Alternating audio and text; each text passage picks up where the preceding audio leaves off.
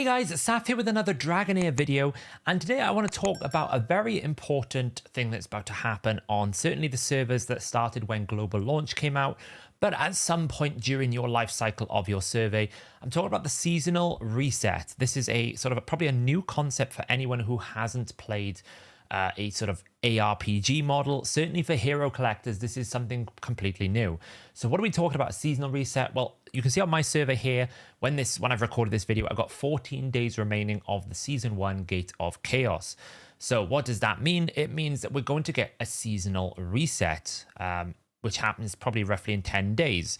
What that means is things in your account are going to be changed, removed, reset, or completely obliterated. And it could probably be quite scary if you don't know what to do and how to prepare for it.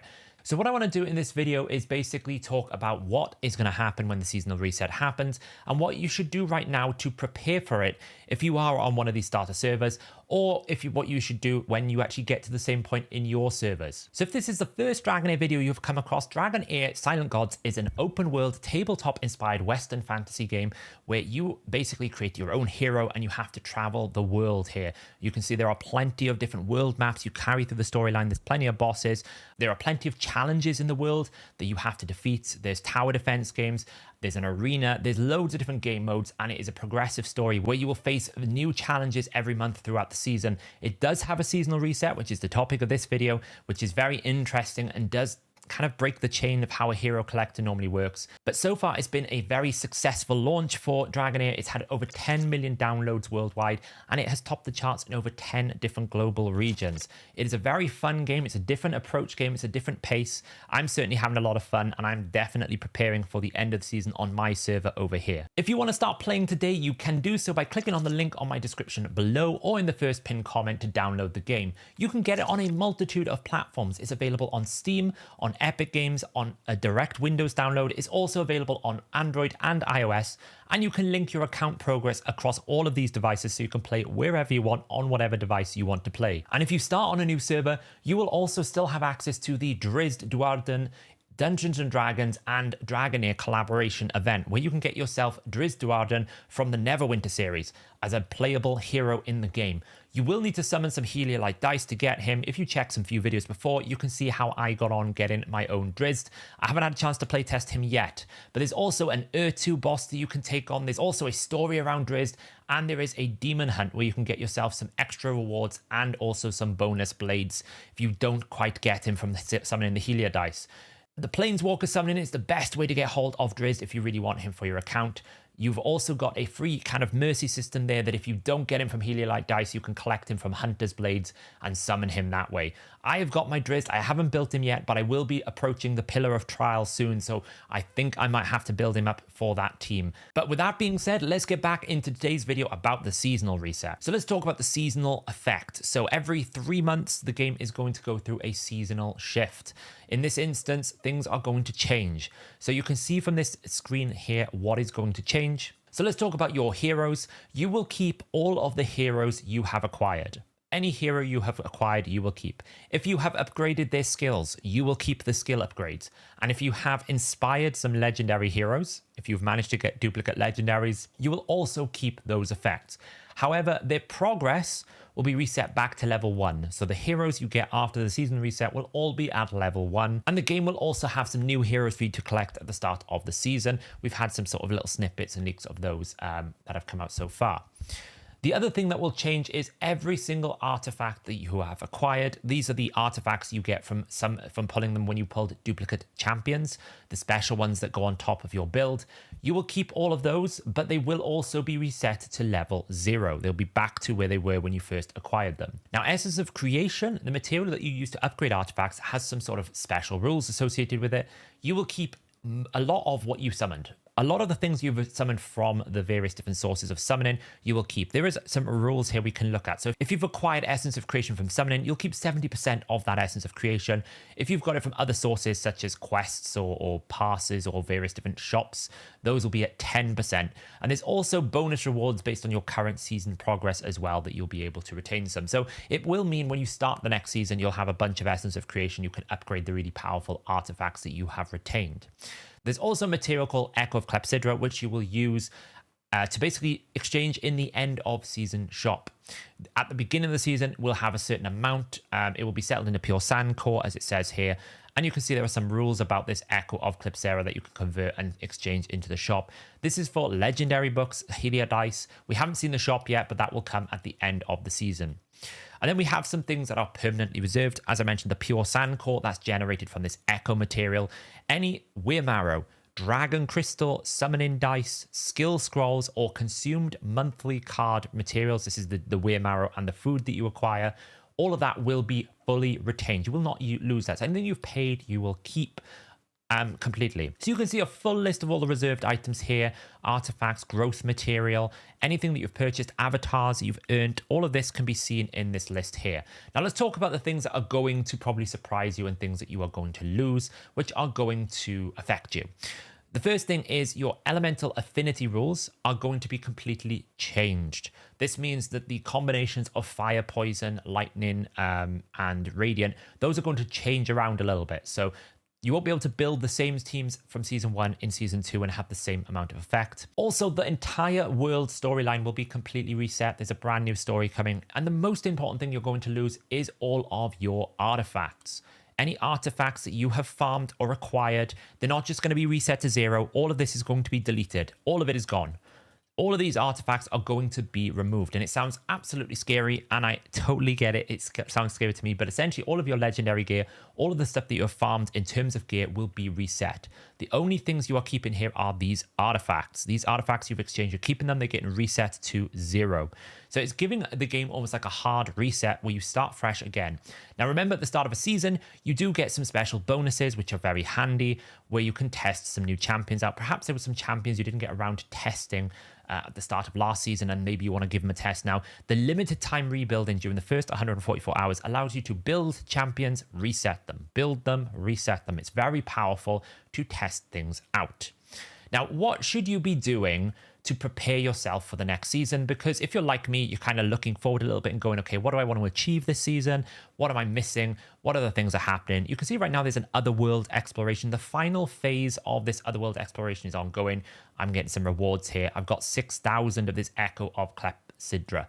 I'm not a massive fan of this endgame boss because I feel like it's going to be defeated before I even have a chance to properly give it a go, because it is based on your clan's progress. You can see we're already nearly killing it. Once you kill it, it goes away.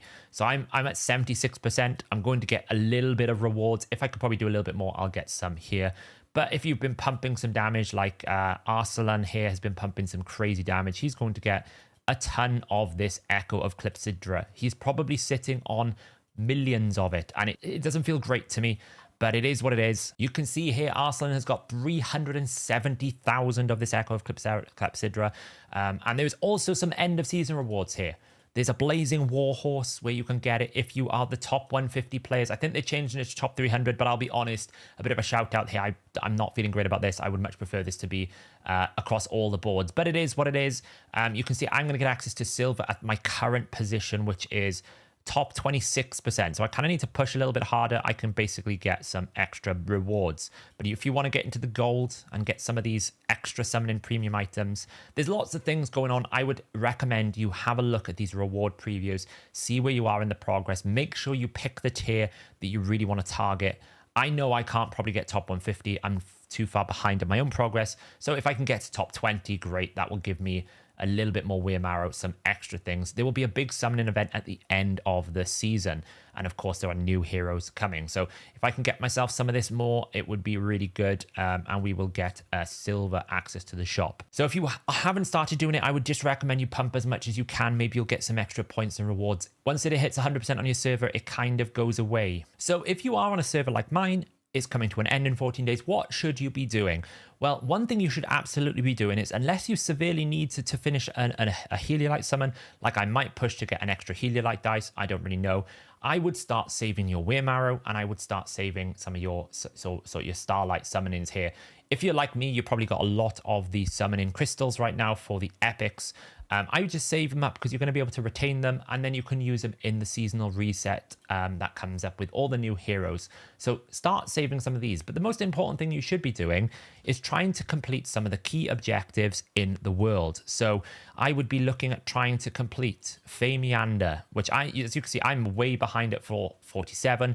So put some time and effort into completing this. There is a lot of rewards that you can carry over into the next season from Famiander. We are talking legendary scrolls. We are talking summoning dice. These are things you can carry over with you. Yes, there is things like gear crafting, which you can't carry over, but certainly booking legendaries is one of the hardest things to do in DragonHeir. So getting all these legendary scrolls as much as you can. You can see all these rewards here that exist that you can climb all the way up. You can also get yourself some various different stages. Like if you clear stage 16, you'll get yourself gum. If you stay 100, you'll get yourself this kind of artifact here. So try to complete Famiander if you can, and also try working through the Pillar of Trials, because again, there is loads of rewards. It's basically like Famiander, but a little bit different. But you will need to build 3 different teams, and again, there is plenty of rewards. If you get to stage 60, you get Liko as a guaranteed hero, and then another artifact. So if you can complete all of these stages, there's loads of rewards. Those 2 areas I would definitely recommend. If you've got the focus to do it, put your time and effort into doing those right now. You probably don't want to spend too much time farming the gear dungeons at this point if you're in this progression state. But if you do, make sure you're doing it in conjunction to try and beat this Famiander and other things. But use your energy refills. These stamina points here, they won't get carried over. There's no point hoarding these at this point. Use up this food, and certainly don't use food resources from Weirmarrow. Do not use your Weirmarrow at this point to get food. Anything you farm in terms of gear will get reset, so there's not really much value of it. Only use it if you have it available to try and get this Famiander and these Pillar of Trials progressed. Those are the 2 big things that I would definitely recommend that you put your time and effort to. And then maybe just trying out some different heroes. If you can do some arena as well, it's pretty good. Make sure you also complete all of your trials that you have, the adventure trials. You can see here I'm still slacking behind. I really need to do this arena within pretty much this week so that I can get the reset to climb up here as well. I got to do a lot more arena, build my arena teams, try and get to stage 9. Make sure you finish these. There are epic books in this queue. There are various different rewards. There's lots of rewards, so complete the adventure trials. So those are the 3 things I would recommend you do. Start thinking forward about preparing and saving your Weirmarrow and summons for the next season. Get the Pillar of Trial and Famiander completed. Those are really important. And also finish off your adventure trials and any different things you want to do in terms of like events, daily check-ins, because these all could likely change at the next season if you haven't done it. Now, this only applies obviously if you're in a global launch server like mine. If you are in a server that's a little bit younger, then you've got plenty more time to do, but this will still prove helpful for you when you approach the same stage that we are in right now on Interplanar 2 here, which is within 14 days, the season comes to an end and we have a whole new DragonHeir experience to go through. Now, as I mentioned at the start of the video, if you do want to start, you can absolutely start and still play all of the game content. You don't have to join the server that I'm on. You can start on a fresh server and get access to that Drizz event that will actually be available for you up until the end of the year. If you start playing this year, if you start playing in the new year, then the Drizz event will no longer be active. But if you start now, you can absolutely take part in the Drizz event that is going on. You can use the link in my description below to get started. And as I mentioned, it's available on all of the various platforms. It's available on Steam, Epic Games, Windows, Android, iOS. You can link your account progress across all of those different phases, and you can join the world of DragonHeir. It's going to be very interesting when the seasonal reset happens. I've never experienced it. I know a lot of the beta players said it was a very good experience, so I'm hoping that continues to be the case, and there will be a new storyline. So there's still plenty more to do in this season. I'm sure I will do some videos around the pillar teams that I'm doing, and I might do a video around Famiander as well as the best way to do it. The Famiander boss can be quite a challenge for a lot of players, so that'll probably be a video I do. So there's still plenty to do in the last 14 days. But yeah, thanks for watching, guys, and I'll catch you in the next video.